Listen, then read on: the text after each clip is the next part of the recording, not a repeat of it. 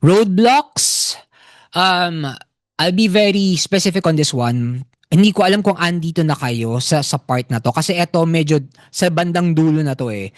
Bandang dulo na to ng mga sessions. Parang last 2 sessions na to. But there is a portion of the training wherein you will be using Minitab. So, yung Minitab kasi gumagana siya for Windows. Pag naka-Macintosh ka or naka-Mac ka, medyo mahirap. So, if ever na wala kang Minitab, you can use naman Excel or Google Sheets. And then magpatulong ka na lang kay Gemini AI, 'di ba? On how you can generate the same output without Minitab. So ayun, medyo very very specific and very technical recommendation. For project ideas, kung wala pa kayong approved work projects, sabi ko nga, you can use naman any personal quantifiable projects that would really benefit you.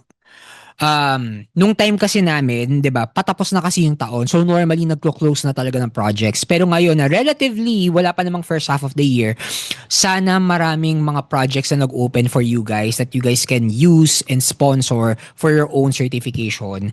Um, Try to get as certified as soon as possible para hindi mawala yung knowledge.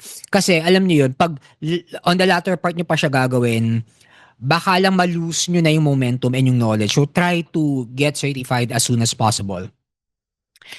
And then sabi ko nga kanina, overall the tips, more than just the tools, it's really the principles behind Six Sigma, 'di ba? And apply it in your daily life and your work life. Yun, add your credentials in your LinkedIn kasi once you get the credentials, once you get certified, i-click mo lang siya tapos malilink na siya sa LinkedIn mo eh. So, please do that kasi talagang it's really a booster for your own confidence and of course, your own branding.